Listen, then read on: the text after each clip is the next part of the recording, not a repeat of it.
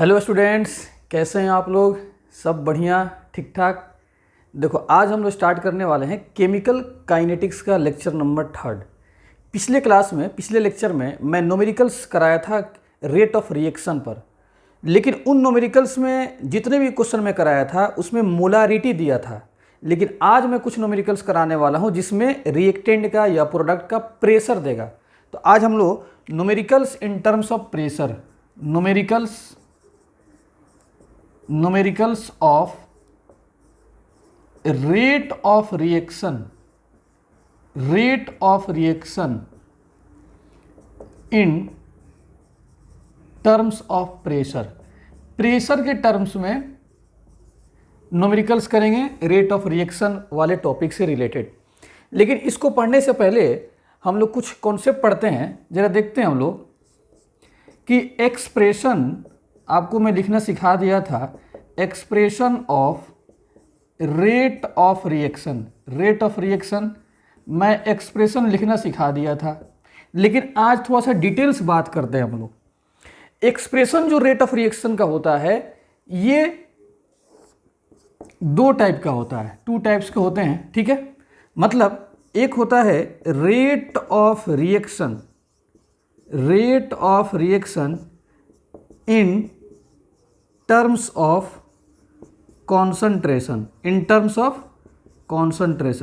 कहने का मतलब कि एक्सप्रेशन जो रेट ऑफ रिएक्शन का होता है, पहला होता है rate of reaction in terms of concentration, ठीक है। या ऐसे कर लो, यहां पर लिख लो expression of rate of reaction in terms of concentration. और एक होता है expression of rate of reaction in terms of partial pressure. तो एक होता है पार्शियल प्रेशर के टर्म्स में। लेकिन जरा देखो ध्यान से, कॉन्सेंट्रेशन के टर्म्स में लिखना आपको मैं सिखा दिया हूं। अब इसमें 2 बात जानना बहुत जरूरी है।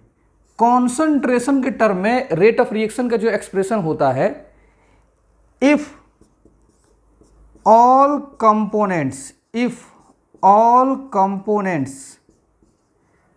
in given reaction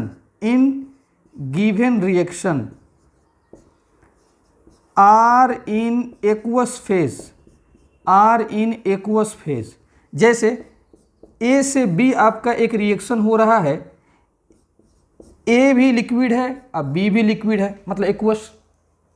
तो अगर सभी कंपोनेंट्स रिएक्शन का लिक्विड है तो इसका रेट ऑफ रिएक्शन का एक्सप्रेशन हम कॉन्सेंट्रेशन के टर्म में लिखेंगे।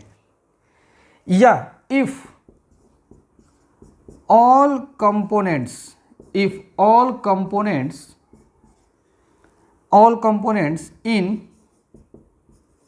Given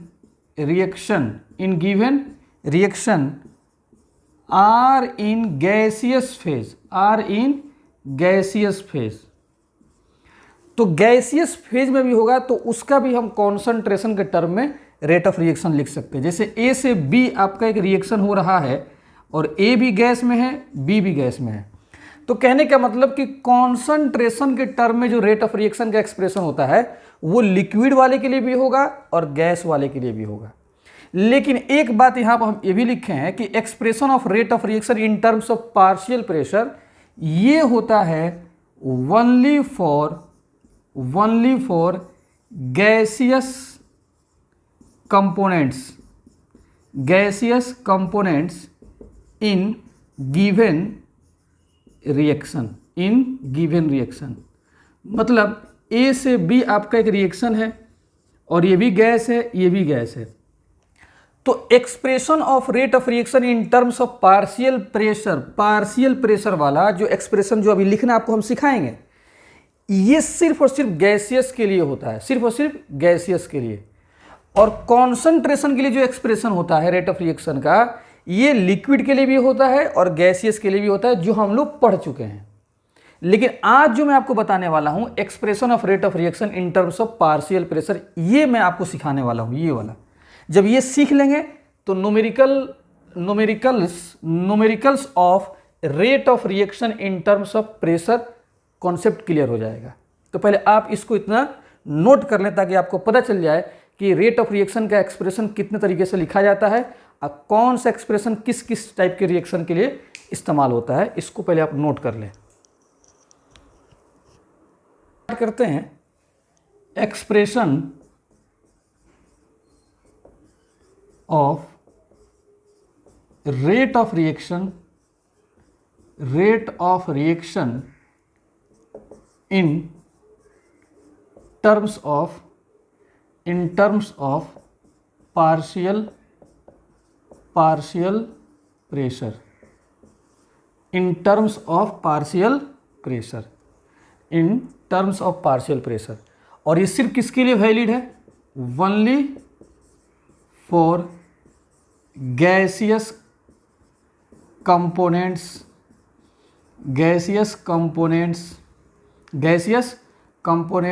in reaction.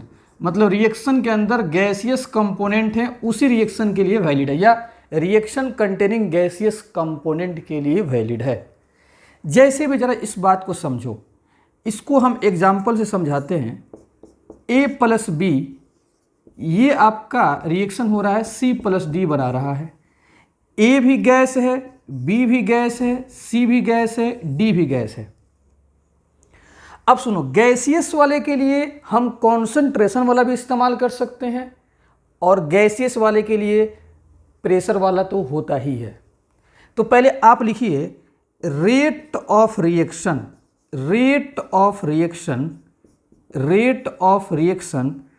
In terms of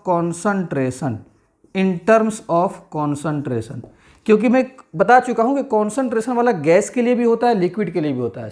तो कैसे लिखिएगा बताइए? माइनस, अच्छा यहाँ पर कोफिशिएंट मान लो n1 है, यहाँ पे कोफिशिएंट मान लेते हैं n2 है, इसका कोफिशिएंट n3 है और इसका कोफिशिएंट कितना है? n4 है, ऐसे मान लेते हैं। तो माइनस कैसे लिखेगा? Delta change in concentration upon change in time, coefficient से डिवाइड कर दीजिए n1 equal to minus delta change in concentration of B upon change in time divide कर दीजिए n2 से, बराबर plus delta change in concentration upon C upon change in time divide कर दो n3 से, plus change in concentration of D upon change in time divide कर दो n4 से। ये आपका हो गया कॉन्सेंट्रेशन के टर्म में जो आप पढ़ चुके हो। अब इस एक्सप्रेशन को हम लोग कन्वर्ट करेंगे किसके टर्म में? पार्शियल प्रेशर के टर्म में। ठीक है, अब पार्शियल प्रेशर के टर्म में कन्वर्ट करेंगे। अब देखो, ये जो रिएक्शन होता है गैसियस वाला, हम मान लेते हैं ये रिएक्शन एट कांस्टेंट टेम्परेचर आपका कांस्टेंट है, इस पे आपका ये रिएक्शन हो रहा है, टेम्परेचर फिक्स है। अब इसको हम लोग कन्वर्ट करते हैं पार्शियल प्रेशर वाले में। अब वो देखो कैसे हम कन्वर्ट करेंगे, जरा इसको आगे हम लोग देखते हैं। इसको मैं मिटा रहा हूं।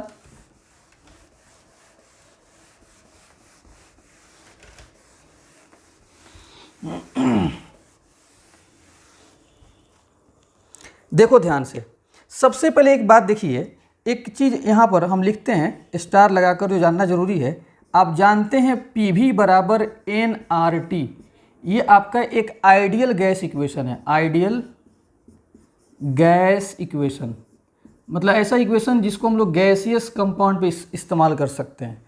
तो P बराबर N/V/RT लिख सकते हैं, और आपको पता है कि N/V को हम लोग क्या बोलते हैं?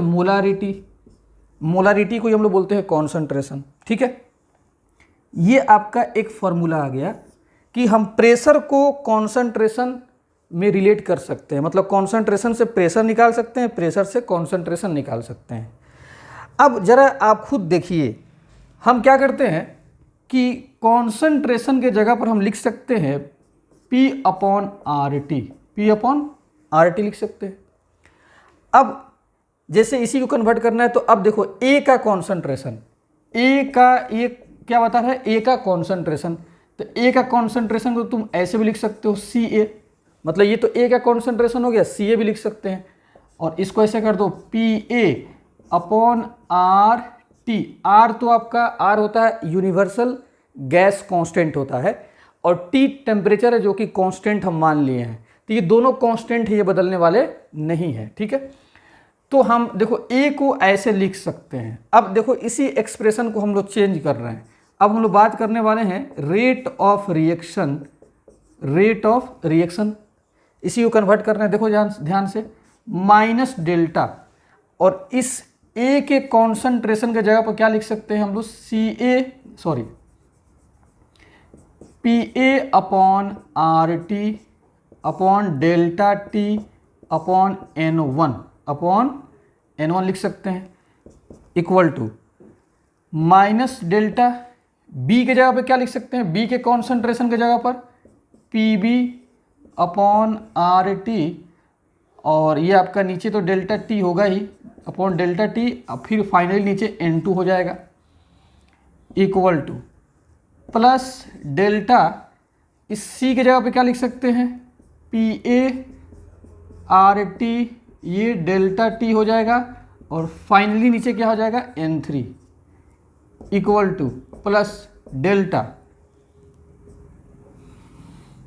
यहाँ पर आप PC कर दीजिए, PC PD upon RT delta T, और फाइनली आप N4 लिख सकते हैं। कोई दिक्कत?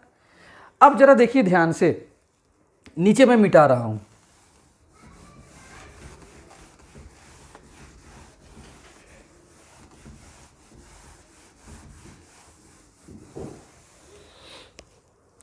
अब खुद आप लोग देखिए कि मैं इसको ऐसे लिख सकता हूं, -1 अपॉन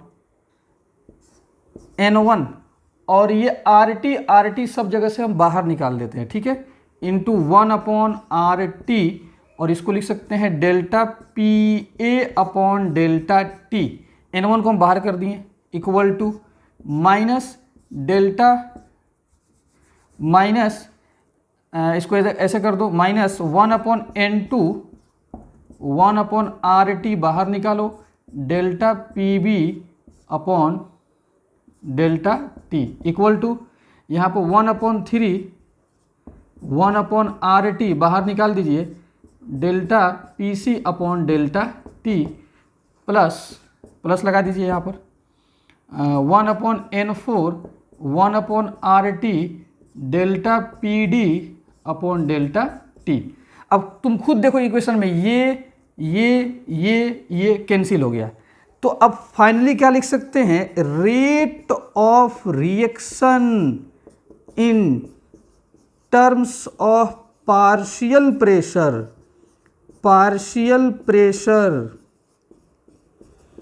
इक्वल टू क्या हो जाएगा, -1 upon N1 delta PA upon delta T equal to -1 upon N2 delta PB upon delta T equal to +1 upon 3 delta P upon delta T +1 upon N4 delta PD upon delta T, ये C कर दीजिए।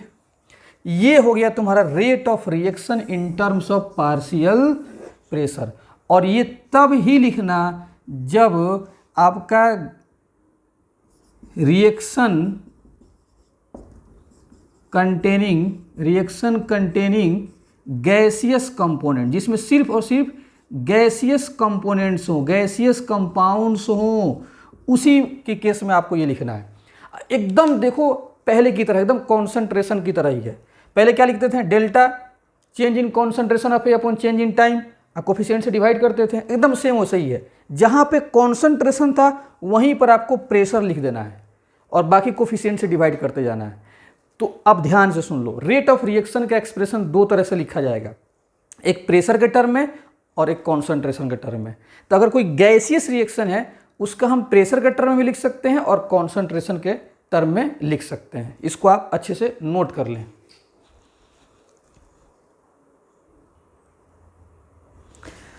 अब एक example से आपको हम summarise कराते हैं, जरा देखो ध्यान से।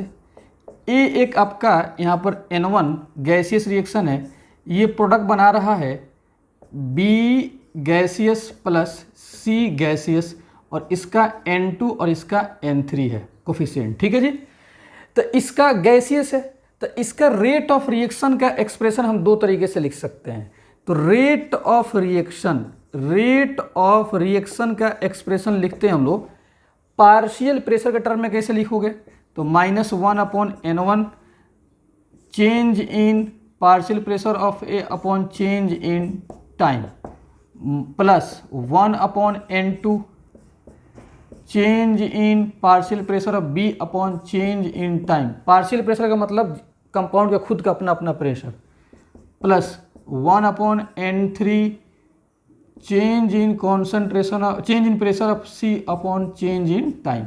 ये हो गया आपका एक्सप्रेशन किसके टर्म में? किसके टर्म में?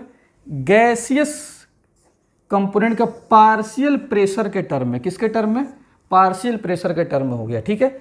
अगर आपसे पूछे रेट ऑफ रिएक्शन लिखिए कॉन्सेंट्रेशन के टर्म में, तो same -1/N1 delta change in concentration of A upon change in time, plus 1/N2 change in concentration of B upon change in time, plus 1/N3 change in concentration of C upon change in time. ये जो आपका है ये partial pressure के term में rate of reaction है। तो एक गैसियस रिएक्शन के लिए दोनों लिखा जा सकता है, कॉन्सेंट्रेशन के टर्म में भी लिखा जा सकता है और पार्शियल प्रेशर के टर्म में भी लिखा जा सकता है, ठीक है। लेकिन अगर लिक्विड रिएक्शन होगा तो सिर्फ और सिर्फ वो कॉन्सेंट्रेशन के टर्म में ही लिखा जाएगा, ठीक है। अब हम लोग इस पे आते हैं, न्यूमेरिकल करते हैं, इस पर न्यूमेरिकल से बात करते हैं, इसको आप नोट कर लें।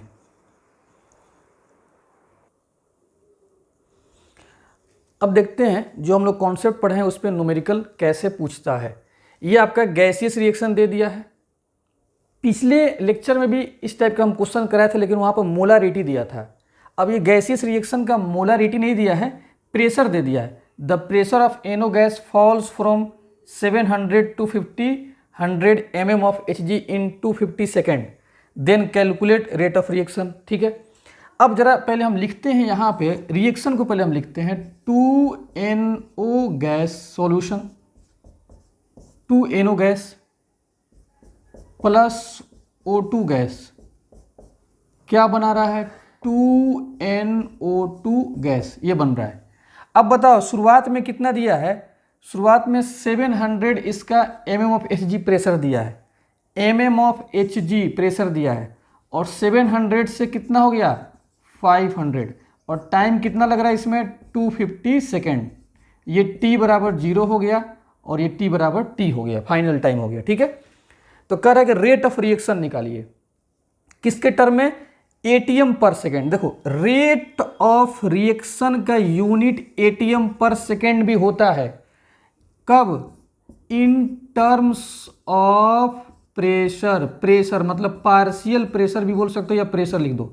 प्रेशर के टर्म्स में, प्रेशर के टर्म में रेट ऑफ रिएक्शन का यूनिट क्या होता है? ATM पर सेकेंड। और रेट ऑफ रिएक्शन का यूनिट मोल पर लीटर पर सेकेंड होता है किसके टर्म में? कॉन्सेंट्रेशन के टर्म में। किसके टर्म्स में? इन, पूरा लिख लो, इन टर्म्स ऑफ कॉन्सेंट्रेशन, जो कि हम लोग ये तो पढ़ चुके हैं, ठीक है। तो कॉन्सेंट्रेशन के टर्म में यूनिट ये होता है, अब प्रेशर के टर्म में ये होता है। और जब कुछ ना पता चले, अगर एग्जाम में पूछे कि रेट ऑफ रिएक्शन का यूनिट लिखिए, तो आप कॉन्सेंट्रेशन के टर्म में ही लिख देना, क्योंकि यही फेमस ज़्यादा है। जब तक कि पूछे नहीं प्रेशर के टर्म में, तो जब यूनिट पूछे तो कॉन्सेंट्रेशन के टर्म में लिख दो, और जब पूछ रहा है प्रेशर के टर्म में तब इसको आप लिखना। तो हम लोग रेट ऑफ रिएक्शन निकालने जा रहे हैं प्रेशर के टर्म में, फिर उसके बाद से कॉन्सेंट्रेशन के टर्म में। तो प्रेशर वाला तो हम इक्वेशन लिखना आपको सिखा दिए हैं, ठीक है। रेट ऑफ रिएक्शन का यूनिट क्या होता है? प्रेशर के टर्म में ATM पर सेकेंड, क्योंकि ATM क्या है? प्रेशर होता है, इसलिए हम समझ गए हैं कि रेट ऑफ रिएक्शन पूछ रहा है प्रेशर के टर्म में, ठीक है जी। अब मैं इस डेटा को अब मिटा देता हूं, क्योंकि हम लोग सब गिवन डेटा तो वहाँ पर लिख चुके हैं, इसको लिखने से कोई फ़ायदा नहीं है। तो हम लोग बात करते हैं, देखो ध्यान से, हम लोग क्या लिखना है? Rate of reaction. तो रेट ऑफ रिएक्शन पहला क्वेश्चन हम लोग सॉल्व कर रहे हैं, प्रेशर के टर्म में पूछ रहा है। तो इक्वेशन लिखो, कैसे लिखोगे? Minus delta pressure of NO upon delta T, coefficient कितना है 2 से डिवाइड कर दीजिए, कोई दिक्कत। आगे भी सब लिख सकते हो, O2NO2 भी लिख सकते हो, लेकिन यहाँ यहीं से काम तुम्हारा हो जाएगा। क्यों हो जाएगा? क्योंकि NO का ही इंफॉर्मेशन दिया है, ठीक है। तो अब क्या करोगे, देखो ध्यान से, minus delta P pressure of NO, मतलब प्रेशर ऑफ NO का चेंज, फाइनल माइनस इनिशियल। तो फाइनल कितना दिया है 500, इनिशियल कितना 700, अपॉन फाइनल टाइम 250 माइनस 0, और नीचे कितना है 2 से डिवाइड कर दीजिए। तो ऊपर कितना हो जाएगा, ऊपर आपका हो जाएगा 200, ऊपर कितना 200, और नीचे कितना हो जाएगा 500, नीचे 2 ऊपर चला जाएगा। तो क्या हो जाएगा, 2 0 से 2 0 कैंसिल, 2/5, मतलब 0.4 mm ऑफ Hg पर सेकेंड। सर आप तो ATM पर सेकेंड बता रहे थे। हाँ, तो ATM में पूछ रहा है, लेकिन यहाँ पे डेटा जो दिया है प्रेशर mm ऑफ Hg में दिया था क्वेश्चन में, प्रेशर mm ऑफ Hg में। तो अब इस mm ऑफ Hg को हम लोग ATM बदल देंगे, काम खत्म हो जाएगा। और सुनो, 1 ATM बराबर होता है 760 mm ऑफ Hg। तो हम लोगों को इसको mm ऑफ Hg को ATM में कन्वर्ट करना है। तो आप इसी में क्या कीजिए, इसी वाले आंसर में 0.4 अपॉन 760 से डिवाइड कर दो, तो ये आ जाएगा ATM पर सेकेंड में, इसका आंसर आ जाएगा। तो प्रेशर के टर्म में अगर प्रेशर देगा तो प्रेशर वाला इक्वेशन लिख दो और वैल्यू आप पुट कर दें, आप सब जान चुके हैं। तो ATM पर सेकंड में आ गया। हालांकि mm ऑफ Hg में आ रहा था, इसको हम कन्वर्ट कर दिए ATM में, ये आपका आंसर आ गया। कोई दिक्कत यहाँ तक? अब कह रहा है कि रेट ऑफ रिएक्शन लिखिए कॉन्सेंट्रेशन के टर्म में। Rate of reaction in terms of concentration, दूसरा क्वेश्चन आपसे यही पूछ रहा था, मोल पर लीटर पर सेकेंड होता है कॉन्सेंट्रेशन के टर्म में रेट ऑफ रिएक्शन का यूनिट। तो minus delta NO upon delta T/2 reaction देख के लिख दो। आगे भी O2 का भी लिख सकते हो, NO2 का भी लिख सकते हो, लेकिन इसका यूज इस क्वेश्चन में नहीं है, सिर्फ NO से हो जाएगा। अच्छा, अब बताओ, NO का ये जो बॉक्स में लिखा है ये तो होता है मोलारिटी, कॉन्सेंट्रेशन। सवाल में तो कॉन्सेंट्रेशन दिया नहीं है, सवाल में तो प्रेशर दिया है। तो अब इस कॉन्सेंट्रेशन को प्रेशर में कन्वर्ट कर देंगे तो हो जाएगा। तो आपको हम बताए हैं P बराबर क्या होता है CRT, मतलब कॉन्सेंट्रेशन बराबर क्या होता है P अपॉन RT। ठीक है, तो कॉन्सेंट्रेशन को प्रेशर में बदलना है तो हम ऐसे रख देंगे। ठीक है जी, तो इसको आप कन्वर्ट कीजिए। तो चलो 2 को इधर लिखो, -1/2, डेल्टा लिख दो। NO ये क्या है कॉन्सेंट्रेशन, तो इसको प्रेशर में बदलना है। तो कॉन्सेंट्रेशन से प्रेशर में जाने के लिए PNO अपॉन RT। ठीक है, उसके बाद से क्या कर दीजिए, ये NO के जगह पर इतना लिख दिया गया, NO के जगह पर, और अपॉन डेल्टा T तो रहेगा, डेल्टा T में तो कोई फर्क पड़ने वाला नहीं है। तो इसको ऐसे लिख दो -1/2, RT को बाहर निकाल दीजिए, RT बाहर आ गया, delta PNO upon delta T ये आपका हो गया। अब जरा देखो ध्यान से, -1/2 1/RT delta PNO upon delta T, इसका जो आंसर आया है यहाँ पर, इस निगेटिव साइन को यहाँ पर लगा दीजिए, यहाँ पर लगा दीजिए। देखो, minus delta PNO upon delta T अब बाई 2, ये पूरा मिला के आंसर कितना आया है 0.4 अपॉन 760 आया है। ठीक है जी, तो अब इसको हटा दीजिए। अच्छे काम करते हैं, रुको हम इसको सही से लिख देते हैं। इसको 1/RT को इधर कर दीजिए, -1/2 delta PNO upon delta T। इतना का देखो, इतना का आंसर तो हम पहले ही निकाल चुके हैं प्रेशर के टर्म में, देख लो। तो कितना हो जाएगा 1/RT इंटू 0.4 अपॉन 760, ये आ गया। लेकिन अब RT के क्या वैल्यू होगा वो हम इसको ऊपर लिख रहे हैं, ऊपर देखो 1/R क्योंकि गैस कांस्टेंट है, इसका वैल्यू याद करना होता है, 0.0821 होता है, तुम 0.08 भी लिख सकते हो कैलकुलेशन पर्पस के लिए, ठीक है।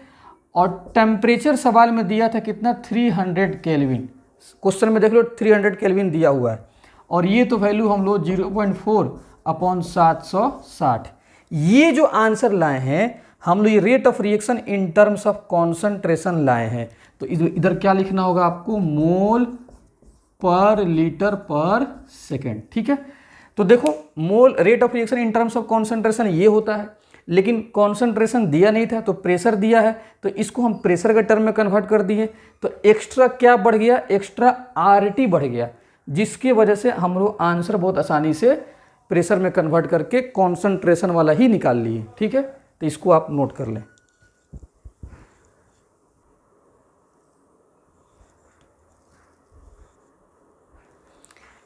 अब जरा देखते हैं इसी टॉपिक से रिलेटेड एक और क्वेश्चन, जहां से और कॉन्सेप्ट क्लियर हो जाएगा। घबराना एकदम नहीं है, ध्यान से एकदम देखना है। गैसियस फेज रिएक्शन दे दिया है, प्रेशर ए का शुरुआत में कितना है, इनिशियली 2, और फिर बाद में 1.5 हो जा रहा है, फाइनल 1.5 हो गया। रेट ऑफ रिएक्शन आपसे पूछ रहा है इन एटीएम पर सेकेंड। रेट ऑफ रिएक्शन किस में पूछ रहा है, इन एटीएम पर सेकेंड। तो यहाँ से क्लियर हो गया कि हमसे पूछ रहा है रेट ऑफ रिएक्शन निकालिए प्रेशर के टर्म में। जैसे ही यूनिट अगर देगा तो हम समझ जाएंगे कि प्रेशर के टर्म में हमसे पूछ रहा है। प्रेशर के टर्म में रेट ऑफ रिएक्शन का यूनिट क्या होता है, एटीएम पर सेकेंड। तो जरा इसको सॉल्व करते हैं हम, ध्यान से देखो सॉल्यूशन कैसे करेंगे इसका। तो लिखो rate of reaction in terms of pressure, लिखने की कोई ज़रूरत नहीं, इन टर्म्स ऑफ प्रेशर क्या हो जाएगा, माइनस डेल्टा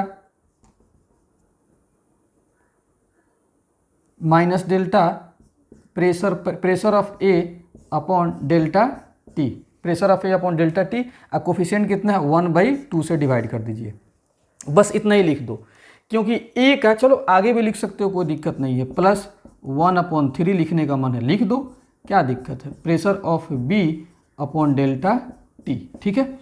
अब जरा देखो रिएक्शन क्या दिया है, 2A से 3B की तरफ जा रहा है। शुरुआत में t बराबर 0 पर कितना दिया है प्रेशर, 2 ATM, और t बराबर 10 सेकेंड तक जाते जाते कितना हो गया इसका, 1.5 ATM, 1.5 ATM। इसमें ATM ही डायरेक्ट दे दिया है, mm ऑफ Hg नहीं दिया है, तो बहुत आसानी से बन जाएगा। तो रेट ऑफ रिएक्शन को इसके बराबर लेके चलना है, इसके बराबर, क्यों इसके बराबर लेके चलना है, क्योंकि इन्फॉर्मेशन ए का ही दिया है, तो इन्फॉर्मेशन ए का ही दिया है, तो -1/2 डेल्टा 1.5 - 2 अपॉन 10 - 0 हो गया। क्यों इसको लिए हैं ए वाला, बी को क्यों छोड़ दिया, क्योंकि ए का ही इन्फॉर्मेशन दिया है, तो हमको इसी को लेना है रेट ऑफ रिएक्शन के साथ में, ठीक है। तो क्या हो जाएगा जरा देखिए, 1.5 में से 2 आप घटा दीजिए, 1/20 ATM पर सेकेंड, ये हो गया आपका आंसर, ATM पर सेकेंड। ATM में दिया तो ATM में आपका आ गया। तो कुछ नहीं करना, रेट ऑफ रिएक्शन कोफिशिएंट से डिवाइड तो करना ही होगा रेट ऑफ रिएक्शन के एक्सप्रेशन में, और आप इसको पुट करो, आंसर आ जाएगा, ठीक है। तो बहुत आसान सवाल था। अब क्या पूछ रहा है, दूसरा क्वेश्चन भी इसमें पूछ रहा है। दूसरा क्या है, आप पूछ रहा है इसमें रेट ऑफ रिएक्शन निकालिए, रेट ऑफ रिएक्शन किसके टर्म में, मोल पर लीटर पर सेकेंड। रेट ऑफ रिएक्शन निकालना है, किसी खास कंपाउंड को नहीं पूछ रहा है, सिर्फ रेट ऑफ रिएक्शन निकालना है ओवरऑल। तो ये जाहिर सी बात है, देखते ही समझ में आ गया कि कॉन्सेंट्रेशन के टर्म में पूछ रहा है, ठीक है। तो लिख दो, कैसे लिखोगे, -delta change in concentration of A, देखो रिएक्शन यहाँ पर है, change in concentration of A upon change in time, और कोफिशिएंट में कितना है, 2 से डिवाइड कर दीजिए, 2 से डिवाइड कर दो, बस ए तक रोक दो, क्योंकि ए का ही इंफॉर्मेशन दिया है। अच्छा अब बताओ, ये तो कॉन्सेंट्रेशन है, कॉन्सेंट्रेशन तो सवाल में दिया नहीं है, कॉन्सेंट्रेशन नहीं दिया है, सवाल में क्या दिया है, प्रेशर। तो एकदम सेम पीछे वाला जो हम न्यूमेरिकल कराए हैं उसी तरह से क्या इसको बनाना है, तो इसको प्रेशर में कन्वर्ट कर दो, pressure of A upon RT। Concentration को इसके जगह पर हम कॉन्सेंट्रेशन की जगह पर प्रेशर के टर्म में लिख दिए PA अपॉन RT, ठीक है। तो ये प्रेशर में कन्वर्ट हो गया, और डेल्टा T, तो इसको ऐसे लिख सकते हैं 1/RT बाहर निकाल दो -1/2 delta PA upon delta T, और इसका आंसर हम लोग निकाल चुके हैं। इसका आंसर देख लो, इसका आंसर हम लोग यहाँ पे निकाल चुके हैं कितना, 1/RT इंटू 1/20 ATM/सेकेंड निकाल चुके हैं, कोई दिक्कत। और R के जगह पर रख दो, R के जगह पर 0.08, और T टेम्परेचर आपका सवाल में कितना दिया है 27 डिग्री सेल्सियस, लेकिन केल्विन में रखा जाता है। किस में रखा जाता है, केल्विन में। तो 27 + 273 केल्विन जोड़ दीजिए, तो कितना आ जाएगा आपका 300 केल्विन टेम्परेचर आ जाएगा। कितना, 300 केल्विन टेम्परेचर। हमेशा फिजिकल केमिस्ट्री के न्यूमेरिकल में डिग्री सेल्सियस को केल्विन में रखा जाता है। तो 300 आ गया यहाँ पर, और इंटू 1/20, ठीक है। और ये ATM/सेकेंड अब नहीं रहेगा, 1/20 सिर्फ ATM/सेकेंड है। जब 1/RT आ जाएगा तो ये आंसर आ जाएगा किसमें, mol/L/सेकेंड में। तो ये कॉन्सेंट्रेशन के टर्म में आपका आंसर आ गया। थोड़ा सा मिस्टेक हो गया है यहाँ पे, जब हम लोग पूरा सॉल्व करेंगे तो यहाँ पे नीचे 40 आ जाएगा, 40, ठीक है। तो यहाँ पे आप 40 कीजिए, हाँ ये चीज़ थोड़ा सा आप लेके चलिएगा।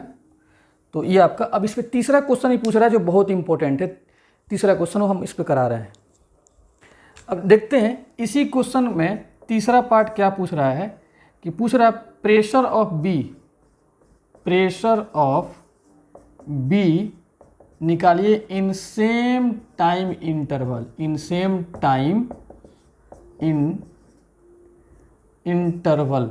टाइम इंटरवल में प्रेशर ऑफ बी पूछ रहा है। तो एक मरतब फिर रिएक्शन हम लिख लेते हैं। रिएक्शन कैसा था, 2A गैस 3B गैस, यही था रिएक्शन आपका। T = 0 पर कितना था, 2 ATM, और T = 10 सेकेंड तक जाते जाते कितना हो जा रहा है, 1.5 ATM। तो कह रहा है कि इस दौरान B कितना बनेगा, 10 सेकेंड तक जाते जाते B का प्रेशर कितना आएगा, ये प्रोडक्ट पूछ रहा है। B का प्रेशर, B का रेट नहीं पूछ रहा है, B का प्रेशर पूछ रहा है।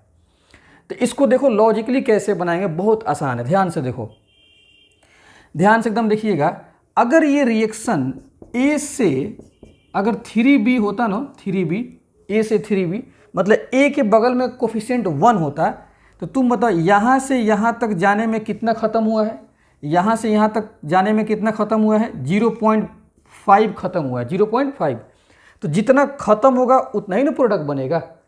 तो अगर ये कोफिशिएंट 1 होता ना, तो 0.5 ख़त्म होता, तो इधर हम 3 × 0.5 प्रोडक्ट बना देते हैं, क्योंकि 3 है तो 3 से गुना कर देते हैं अगर ये 1 होता तो। लेकिन यहाँ पर क्या कोफिशिएंट 2 है। तो अब कैसे प्रोडक्ट बनाएगा जरा देखना ध्यान से, कैसे बनेगा ध्यान से देखिएगा। सबसे पहले 2 से 3 है, देखो रिएक्शन पे जरा गौर से देखो, 2 से 3 है तो कोफिशिएंट 1 करो, तो 1 से कितना हो जाएगा 3/2, यूनिटरी लॉ। 2 से 3 तो 1 से कितना 3/2।